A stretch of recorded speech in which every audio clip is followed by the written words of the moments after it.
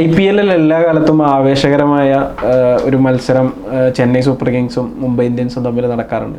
പക്ഷേ ആദ്യ മത്സരം ഒരു ത്രില്ലർ എന്ന രീതിയിലൊക്കെ നമുക്ക് പറയാൻ പറ്റുന്ന രീതിയിൽ ഒരു ലോ സ്കോറിംഗ് മത്സരമായിരുന്നു. ആ മത്സരം ചെന്നൈ വിജയിക്കുകയും ചെയ്തിരുന്നു.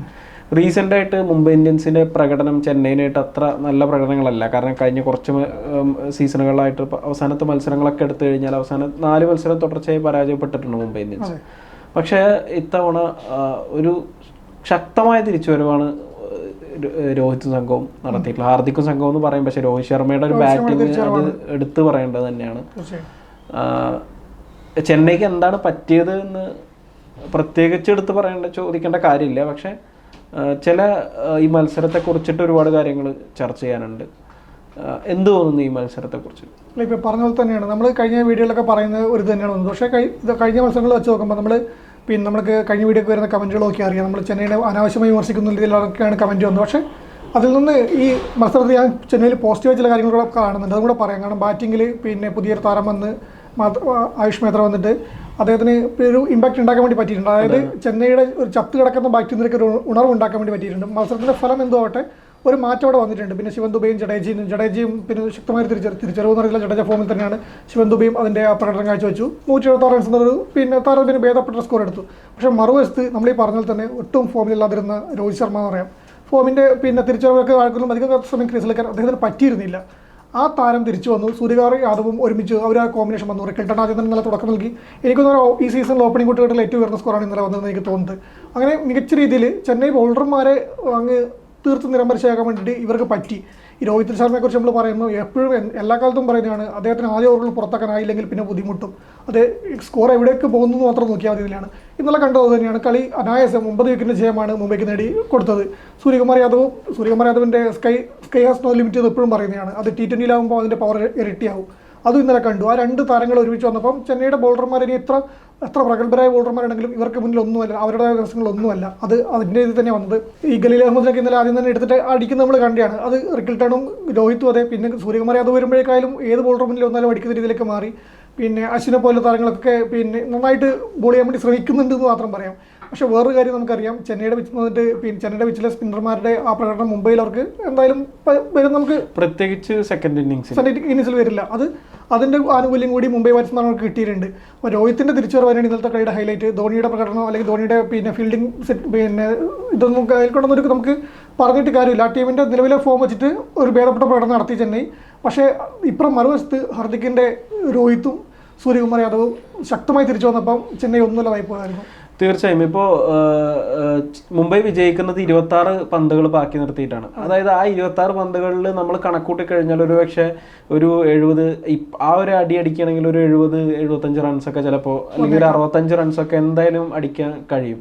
അങ്ങനെ നോക്കുകയാണെങ്കിൽ ഒരു 240 റൺസ് വരെ, അതായത് അത്രയും റൺസ് ചെന്നൈ നേടേണ്ടത്. നമ്മളിപ്പോൾ പലപ്പോഴും ഈ മത്സരം കഴിഞ്ഞ സമയത്ത് തന്നെ പല വിലയിരുത്തലുകളും വന്നത് ഈ ഗ്രൗണ്ടിലെ ഒരു മികച്ച സ്കോർ എന്ന് പറയുന്നതിനേക്കാളും ഒരു ശരാശരി സ്കോറിനേക്കാളും താഴെയാണ് ചെന്നൈ നേടിയിട്ടുള്ള സ്കോർ എന്നുള്ളത്. അതിൽ ചെന്നൈയിന് ഏറ്റവും കൂടുതൽ ചെന്നൈക്ക് പ്രശ്നം, ഒന്നാമത് ടോസ് കിട്ടിയില്ല. ടോസ് നഷ്ടപ്പെട്ടിട്ട് ആദ്യം ബാറ്റ് ചെയ്യേണ്ടി വന്നു എന്നതൊരു ഘടകം. രണ്ടാമത് ഓപ്പണർമാരുടെ ഒരു തുടക്കം എന്ന് പറയുമ്പോൾ എനിക്ക് തോന്നുന്നു 3ാമത്തെ ഓവറിലാണ് ആദ്യത്തെ ഒരു ബൗണ്ടറി നേടുന്നത്.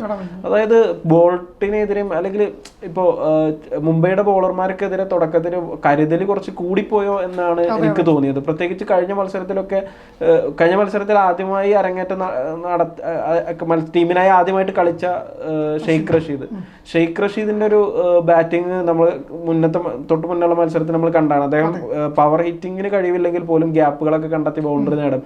പക്ഷെ ഒരു പതറുന്ന രീതിയിലാണ് കണ്ടത്. കാരണം കൃത്യമായിട്ടൊരു ഇത് കണ്ടെത്താൻ വല്ലാതെ സ്ട്രഗിൾ ചെയ്യുന്നുണ്ടായിരുന്നു. 20 ബോൾ കളിച്ചിട്ടാണ് 19 എടുത്തുള്ള രജിൻ രവീന്ദ്രൻ ഇതുപോലെ തന്നെ സ്റ്റാർട്ടിങ്ങിൽ വലിയ ഒരു പതറുന്നുണ്ടായിരുന്നു. അത് മാത്രമല്ല വിക്കറ്റ് നഷ്ടമാവുകയും ചെയ്തിട്ടുണ്ട്. പക്ഷെ ആ സമയത്ത് ആയുഷ് മാത്രമേ വന്ന് അടിച്ച ഒരു അടി എന്ന് പറയുന്നത് ചെന്നൈ ആരാധകരെ സംബന്ധിച്ചൊരു വല്ലാത്തൊരു സന്തോഷം കൊടുത്തു. ഗൈക്വാദ് ഒരു ഫോമിലുണ്ടായ താരം പോയപ്പോഴാണ് ഈ താരത്തെ ടീം ഉൾപ്പെടുത്തിയത്. അന്നോട്ടേ പറഞ്ഞാണ് ഈ ടീം മാറി വരികയാണ്. ഇനിയിപ്പോൾ നമുക്കറിയാം ജൂനിയർ എ ബി ഡി ടീമിൽ അവർ എടുത്തിട്ടുണ്ട്. അദ്ദേഹം കൂടെ കളിക്കുന്ന ഇറങ്ങുമ്പോൾ അതിൻ്റെ ഒരു മാറ്റം ഉണ്ടായിരിക്കും. കഴിഞ്ഞ വീഡിയോയിലൊക്കെ നമ്മൾ പറഞ്ഞുകൊണ്ടിരുന്ന ഇതായിരുന്നു, ചെന്നൈക്ക് T20ക്ക് പറ്റിയ നിലയിലെ ബാറ്റിംഗ് ഇപ്പം വരുന്നില്ല എന്നുള്ള മാത്രമാണ്. ഇപ്പോൾ പറഞ്ഞ പോലെ ഷെയ്ഖ് റഷീദ് കഴിഞ്ഞ കളിയിൽ പിന്നെ ഒന്ന് ചെറുതായിട്ട് നമുക്കൊരു സൂചന നൽകിയിരുന്നു, ഒരു പോസിറ്റീവ് സൂചന നൽകിയിരുന്നു. ഇന്നലെ 19 റൺസ് അദ്ദേഹം നേടിയെങ്കിലും അതൊരു T20 റൺസ് എന്ന് പറയാൻ വേണ്ടി പറ്റില്ല. പക്ഷേ ചെന്നൈയുടെ ബോളർമാർ, ഈ പറഞ്ഞ പോലെ ചെന്നൈയുടെ ബോളർമാർക്കെതിരെ ആ കരുതൽ കൂടിപ്പോയതിൻ്റെയാണ്. പക്ഷേ അദ്ദേഹം പിടിച്ചു നിൽക്കാൻ വേണ്ടി ശ്രമിച്ചു.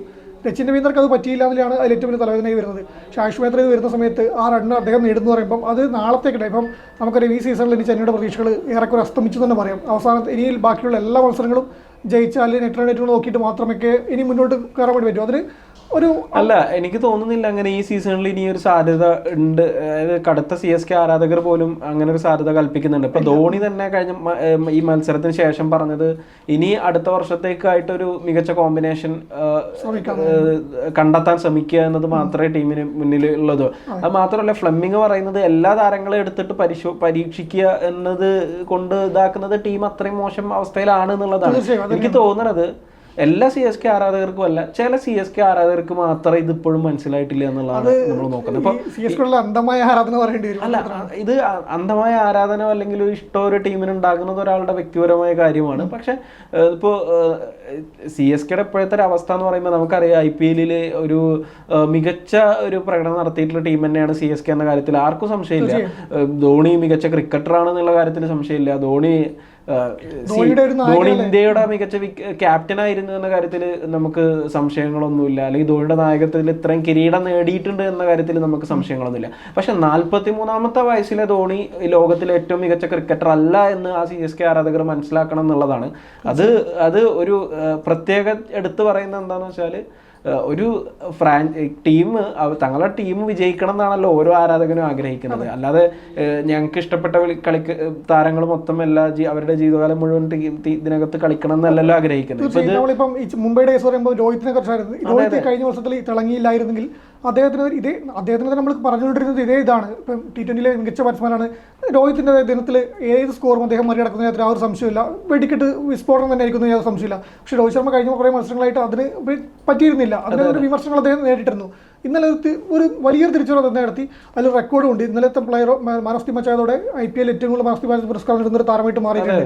ഈ പറഞ്ഞ പോലെ പിന്നെ ചെന്നൈക്ക് വരുമ്പോൾ നമ്മൾ 5 കിരീടം എന്ന് പറയുമ്പോൾ രോഹിത്തിന് 20ഓളം മാൻ ഓഫ് ദി മാച്ചുകൾ കിട്ടിയ താരമാണ്. ആ താരത്തിന് വിമർശിക്കുന്നുണ്ടായിരുന്നു. വിമർശനാതീതരല്ലല്ലോ, ആ ഫോമിനനുസരിച്ച് ആ കളിയനുസരിച്ചാണല്ലോ ഇത് പറയുന്നത്. അത് നമ്മൾ ഈ പറഞ്ഞ പോലെ അദ്ദേഹത്തോടുള്ള ആരാധന കൊണ്ട് അദ്ദേഹത്തിന് കൂടുതൽ പ്രതീക്ഷിക്കുന്നുണ്ട് മാത്രമാണ് പറഞ്ഞത്. ഇല്ലെങ്കിൽ ഏതൊരു താരത്തെ പോയിട്ട് നമ്മളിപ്പം ഈ പിന്നെ ചെന്നൈയുടെ ആരാധകരനെ ഇപ്പം കൂടുതലായിട്ട് വിജയ് ശങ്കറിനെ ദീപകൂടനെയും കുറ്റം പറയുന്നുണ്ട്. വിജയ് ശങ്കറിനെ കുറ്റം പറയുന്നത് വിജയ് ശങ്കർ ഇപ്പൊ റൺ എടുക്കുന്നത് ജഡേജനെ കുറ്റം പറയുന്നുണ്ട്. ഇന്നലെ അർദ്ധ സെഞ്ചുറി നേടിയ ജഡേജനെ കുറ്റം പറയുന്നുണ്ട്. ജഡേജനെ കുറിച്ച് പറയുന്നത് എന്താണെന്ന് വെച്ചാൽ, അദ്ദേഹം ഒരുപാട് കളി ഇപ്പോൾ സംഭവിച്ചുകൊണ്ടിരിക്കുന്നത് എന്താണെന്ന് വെച്ച് കഴിഞ്ഞാൽ, ഒരു കളി ഫോം ആവും, പിന്നെ ആ ഒരു കളി വെച്ചിട്ട് അടുത്ത സീസണിൽ പിടിച്ചത്. ഒന്ന് ആലോചിച്ച് നോക്കും, 18 കോടിക്ക് നിലനിർത്തിയ താരമാണ് രവീന്ദ്ര ജഡേജ. എനിക്ക് തോന്നുന്നില്ല അതിനനുസരിച്ചുള്ള ഒരു പെർഫോമൻസ് അദ്ദേഹത്തിന് വരുന്നത്. അതുപോലെ മാത്രമല്ല, അശ്വിന് 9.5 കോടി രൂപക്കാണ് CSK എടുക്കുന്നത്. എനിക്ക് തോന്നുന്നത് ആ ലേലത്തിലെ കൃത്യമായ ഒരു പ്ലാൻ ഉണ്ടായിരുന്നില്ല. ആ പ്ലാന് മൊത്തം പാളി പോവുകയും ചെയ്തിട്ടുണ്ട്. ചെന്നൈ ടീമിനെ പരിശോധിക്കുമ്പോൾ ഈ പറഞ്ഞ പോലെ തന്നെ കഴിഞ്ഞൊരു 5-6 സീസൺ എടുത്തു നോക്കിയാലും ചെന്നൈ ടീം ഏകദേശം ഇങ്ങനെയൊക്കെ തന്നെ ആയിരിക്കും. 1-2 പ്ലെയർ മാത്രമേ നമുക്ക് ആ പീക്ക് ഫോമിലുള്ള താരങ്ങൾ ഉണ്ടാവുള്ളൂ. പക്ഷേ ടീം ഗെയിമായിട്ട് അവർ ജയിക്കാറുണ്ടായിരുന്നു. അതാണ് അതിൽ ഇപ്പോൾ ആരാധകർ പറഞ്ഞ ധോണിയുടെ ഒരു പ്രാധാന്യത പറയുന്നത്. അതുകൊണ്ടാണ് 5 കിരീടം എന്നൊക്കെ അവർ പറഞ്ഞുകൊണ്ടിരിക്കുന്നുണ്ട്. 5 കിരീടം സത്യമാണ്. 5 കിരീടം കളിച്ചു നേടിയാണ്. അതിൽ ഒരു 50% ധോണിയുടെ സംഭാവനയുണ്ട്. ധോണിയുടെ തലയുടെ സംഭാവന തന്നെയുണ്ട്. വിക്കറ്റിന് പിന്നിൽ കളി നിയന്ത്രിച്ച് തന്നെയാണ്. അപ്പം ഈ ഒരു ടീമിന്, ആവറേജ് ടീമിനെ കൊണ്ട് അദ്ദേഹം ഈ കിരീടങ്ങൾ നേടിയിട്ടുണ്ട്. ആ ഒരു പ്രതീക്ഷ തന്നെയായിരിക്കും ഈ സീസണിലും ഫ്ലെമിംഗ് സംഘത്തിന് ഉണ്ടായിട്ടുണ്ടാവുക.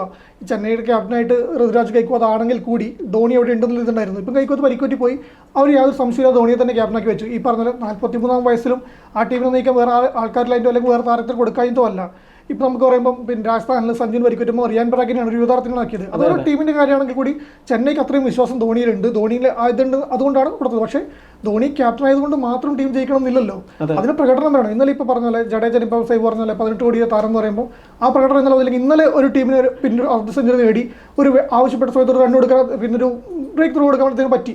അല്ല, പക്ഷേ നോക്ക് നമ്മള് മുംബൈയിലെ മൈതാനത്താണ് നടക്കുന്നത് നോക്കണം. അവിടെ 30 പന്തിൽ 50 റൺസ് എടുക്കുന്നത് ഒന്നുമല്ല എന്നുള്ളതാണ്. പക്ഷേ ഈ പറയുമ്പോൾ തന്നെ ബാക്കിയുള്ള താരങ്ങൾ തകരുമ്പോൾ അവർ പിടിച്ചു നിൽക്കാൻ ചിലർക്ക് പറ്റിയെന്നേ പറഞ്ഞു. അല്ല അത് ശരിയാണ്. പക്ഷെ അതുകൊണ്ടൊരു ടീം ജയിക്കുന്ന ഒരു ഇതിലേക്ക് ഇന്നലെ നമുക്ക് നോക്കുക. ഇപ്പൊ സാധാരണ നമ്മൾ പറയാണ് ഒരു 10-20 റൺസ് ഷോട്ടാണ് എന്ന് പറയുന്ന പോലെ പറയാൻ പറ്റുന്ന സാഹചര്യം പോലും ഇല്ല. ഒരു ഈ 26 പന്ത് ഞാൻ നേരത്തെ പറഞ്ഞ പോലെ 26 പന്തുകൾ ബാക്കി നിൽക്കുകയാണ് മുംബൈ ജയിക്കുന്നത് എന്നുള്ളതാണ്. പിന്നെ എടുത്തു പറയേണ്ട ഒരു കാര്യം സൂര്യകുമാർ യാദവാണ്. സൂര്യകുമാർ യാദവിന്റെ ഇന്നലത്തെ സ്വീപ് ഷോട്ടുകൾ എന്ന് പറഞ്ഞു കഴിഞ്ഞാൽ അദ്ദേഹം 10 ഷോട്ടുകൾ ട്രൈ ചെയ്ത് 36 റൺസ് നേടിയിട്ടുണ്ട്. അതായത് 6ഉം ബൗണ്ടറിയൊക്കെ അദ്ദേഹം അത്ര അനായാസമായിട്ട് നേടിക്കൊണ്ടിരിക്കുകയായിരുന്നു. നൂർ അഹമ്മദ് നമുക്കറിയാം ഇപ്പൊ ചെന്നൈയിലെ ഏറ്റവും മികച്ച ബൗളർ എന്ന് പറഞ്ഞാൽ കഴിഞ്ഞ മത്സരത്തിലൊക്കെ മികച്ച പ്രകടനം നടത്തിയ നൂർ അഹമ്മദിനെയൊക്കെ അദ്ദേഹം അടിച്ച് ആ ഒരു രീതിയിൽ അദ്ദേഹം നേരിടുന്നുണ്ട്. പിന്നെ അത് മാത്രമല്ല കളി ഇത് പെട്ടെന്ന് തീർത്തിട്ട് വേറെ എന്തോ പരിപാടിക്ക് പോകാനുള്ള അത്രയും തിരക്കുള്ള പോലെയായിരുന്നു സൂര്യകുമാർ യാദവിന്റെ ഇന്നലത്തെ ഒരു ഇതൊക്കെ കണ്ടത്. പതിരാനെ അടിച്ച് ഇതാക്കുന്നുണ്ട്. അങ്ങനെ മൊത്തത്തില് ചെന്നൈനെ സംബന്ധിച്ച് ഇന്നലെ ബാറ്റിങ്ങിലും പാളി, ബോളിങ്ങിലും പാളി, പിന്നെ ഫീൽഡിംഗ് എന്ന് പറയുമ്പോൾ കൃത്യമായിട്ടുള്ള ഗ്യാപ്പ് എവിടെയാണോ ഒഴിവുള്ളത് നല്ല ബാറ്റിംഗ് തന്നെ മുംബൈയിൽ. പിന്നെ ഇതൊക്കെ പറയുമ്പോൾ പറയാനുള്ളൂ സെക്കൻഡ് ഇന്നിങ്സിൽ നല്ല ഡ്യൂ സപ്പോർട്ട് നന്നായിട്ട് ഉണ്ടായിരുന്നു. അത് ഉണ്ടാവും അറിയാം. അതുകൊണ്ട് തന്നെയാണ് മുംബൈ ടോസ് മത്സരത്തിൽ നിർണായകമാവും. പിന്നെ ഇനിയിപ്പോ അങ്ങനെയാണെങ്കിൽ പോലും ഇപ്പോ ചെന്നൈ ഈ ഒരു രീതിയിലുള്ള ഒരു തുടക്കവും ഇപ്പൊ മുംബൈനെ സംബന്ധിച്ച് ഏറ്റവും പ്രധാനപ്പെട്ടത് അവർ പവർ പ്ലേയിൽ അടിച്ച റണ്ണുകൾ തന്നെയാണ്. അത് ചെന്നൈ റൺസ് അടിച്ചെന്ന് പറയുമ്പോൾ ആയുഷ് മാത്ര എന്ന് പറയുന്ന ഒരു പരിക്കേറ്റ താരത്തിന് പകരം വന്ന ഒരു 17 വയസ്സായിട്ടുള്ള പയ്യനാണ് അടിക്കുന്നത് എന്നുള്ളതാണ്. അതെ അതെ അതെ. അപ്പൊ അങ്ങനെ വന്നിട്ട് ഇതാക്കുന്നത് അതെ അഭിനവ് മുകുന്ദിന്റെ റെക്കോർഡാണ് വെട്ടിച്ചിട്ടുള്ളത്. അപ്പൊ അങ്ങനെയുള്ളൊരു താരം വന്നിട്ട് അടിച്ചത് കൊണ്ടാണ് ആ റണ്ണ് കയറിയത് നമ്മൾ ഓർക്കണം. പിന്നെ രവീന്ദ്ര ജഡേജ 50 എന്ന് പറഞ്ഞാൽ 19 റൺസ് ആയിരുന്നു അദ്ദേഹം ആദ്യം എടുത്തിട്ടുണ്ടായിരുന്നത്. പിന്നെയാണ് വിക്കറ്റ് പോകുന്ന സമയത്ത് അദ്ദേഹം ആ കളിച്ച് കുറ്റം പറയാൻ വേണ്ടി നിൽക്കും. കാരണം മുംബൈയുടെ പിച്ചാണ് സംഭവമൊക്കെ ശരിയാണ്, എല്ലാം ശരിയാണ്. പക്ഷേ ഇന്നലത്തെ മത്സരത്തിൽ അങ്ങനെ കളിക്കാൻ പറ്റിയിരുന്നുള്ളതാണ്. അതിൽ മുംബൈയുടെ ബോളർമാരുടെ പങ്ക് പിന്നെ പറയേണ്ടതുണ്ട്. ബൂമറയെ പോലുള്ള താരങ്ങളാണ് ഇപ്പം ദുബൈയുടെയും ധോണിയുടെയും വിക്കറ്റ് വീഴ്ത്തിയത്. ധോണിക്ക് നിലയുറപ്പിച്ചിട്ടുണ്ടെങ്കിൽ നമുക്ക് പഴയൊരു ധോണിയെ കാണാൻ പറ്റില്ലെങ്കിൽ ഇന്നലത്തെ എനിക്ക് ആ കളി കണ്ടപ്പോൾ തോന്നിയാണ് പഴയ ധോണിയാണെങ്കിൽ ചിലപ്പോൾ ആ ബോൾ ചിലപ്പോൾ 6 പറഞ്ഞേക്കാം. ബൂമറക്കെതിരെ 6 കിട്ടുന്ന ഒരു ഷോട്ട് ആയിരിക്കാം. അത് അത്രയും അനായാസം കളിക്കുന്ന ഷോട്ടായിരുന്നു. പക്ഷെ അത് വിക്കറ്റിൽ ക്യാച്ചായിട്ട് പോവുകയാണ്. അപ്പം ആ പഴയ ഇത് വെച്ചിട്ട് നമുക്കിപ്പോൾ നോക്കുമ്പം അത് രണ്ടും വലിയ വ്യത്യാസമുണ്ട്. പഴയ ചെന്നൈ 5 കപ്പ് നേടിയ ചെന്നൈ അല്ല ഈ സീസണിൽ കളിക്കുന്നതെന്ന് ആരാധകർക്ക് മനസ്സിലാവായിട്ടല്ല, അവർക്കുള്ള വിഷമം ഉൾക്കൊള്ളുന്നുണ്ട്, അതങ്ങനെ വരുന്നുണ്ട്. പക്ഷേ നേരെ മറിച്ച് ഇപ്പോൾ വരുമ്പം ഇന്നലെ മുംബൈ അതുപോലെ തന്നെ തകർന്നു പോയ ഒരു ടീം തന്നെ ആയിരുന്നെങ്കിൽ കൂടി ഇന്നലെ തിരിച്ചു വന്നിട്ടുണ്ട്. അതിലിപ്പോൾ ഈ പറഞ്ഞ പോലെ രോഹിത് ശർമ്മയുടെ തിരിച്ചുവരവ് അല്ല, ഇത് മുംബൈ തിരിച്ചുവരെന്ന് പറയുമ്പോൾ തുടർച്ചയായ 3 വിജയങ്ങൾ ആയിട്ട് ഈ സീസണിൽ, അതായത് ഒരു മോശം തുടക്കം ലഭിച്ച ടീം തന്നെയാണ് മുംബൈ. അപ്പോൾ ഇതുപോലെ തന്നെയായിരുന്നു മുംബൈ ചെന്നൈ തകർന്നു എന്ന് പറഞ്ഞുകൊണ്ടിരുന്നതാണ്. അതെ അതെ തീർച്ചയായിട്ടും. പിന്നെ ബുംറയുടെ തിരിച്ചുവരവ് കൊടുത്ത് ഒരു ശക്തിയുണ്ട്. ഇപ്പൊ 4 ഓവറിൽ 25 റൺസ് കഴിഞ്ഞിട്ട് 2 വിക്കറ്റ് ബുംറ കഴിഞ്ഞ മത്സരത്തിൽ വീഴ്ത്തിയിട്ടുണ്ട്. അങ്ങനെ ബോളർമാരെല്ലാവരും ഒരുവിധം സാന്നർ മികച്ച രീതിയിൽ നമുക്ക് അറിയാം. സാന്നർ നേരത്തെ ചെന്നൈയിൽ ഉണ്ടായിരുന്നതാണ്. പല അദ്ദേഹത്തിന് അവസരങ്ങൾ അവിടെ വളരെ കുറവാണ് കിട്ടിക്കൊണ്ടിരുന്നത്. അപ്പോൾ ഇവിടെ വന്ന് 3 ഓവർ ചെയ്ത് 14 റൺസ് മാത്രം വഴങ്ങിയിട്ട് ഒരു വിക്കറ്റ് സാന്നർ വീഴ്ത്തിയിട്ടുണ്ട്. മുംബൈയുടെ ബോളർമാർ നല്ല രീതിയിൽ പന്തെറിഞ്ഞ് 176 എന്ന് പറയുന്നത് ഫസ്റ്റ് ഇന്നിങ്സ് കഴിഞ്ഞ സമയത്ത് തന്നെ പൊതുവെ ഒരു വിലയിരുത്തലുണ്ടായിരുന്നു. ഇത് അത്ര നല്ല സ്കോറല്ല, പ്രത്യേകിച്ച് സെക്കൻഡ് ഇന്നിങ്സിൽ ബാറ്റിങ്ങിന് ഇത്ര അനുകൂലമായിട്ടുള്ളൊരു സാഹചര്യങ്ങളിൽ. അതെ, അത് കൃത്യമായിട്ട് രോഹിത് ശർമ്മ മുതലെടുത്ത് പിന്നെ രോഹിത് ശർമ്മ സ്റ്റാൻഡിലേക്ക് ഒരു 6 അടിച്ചിട്ടുണ്ടായിരുന്നു. അപ്പൊ അങ്ങനെ ഒരു നല്ല ഒരുപാട് നിമിഷങ്ങൾ മുംബൈ സൂര്യകുമാർ യാദവും രോഹിത് ശർമ്മയും കൂടിയുള്ള ആ ഒരു പാർട്ട്ണർഷിപ്പ് എന്ന് പറഞ്ഞു കഴിഞ്ഞാൽ അത് എനിക്ക് തോന്നുന്നു കുറച്ചൊക്കെ കളി കഴിഞ്ഞപ്പോൾ അവരുടെ ഹിറ്റിങ് അവരടിക്കുന്നത് CSK ആരാധകർ ആസ്വദിക്കാൻ തുടങ്ങി എന്നുള്ളതാണ്.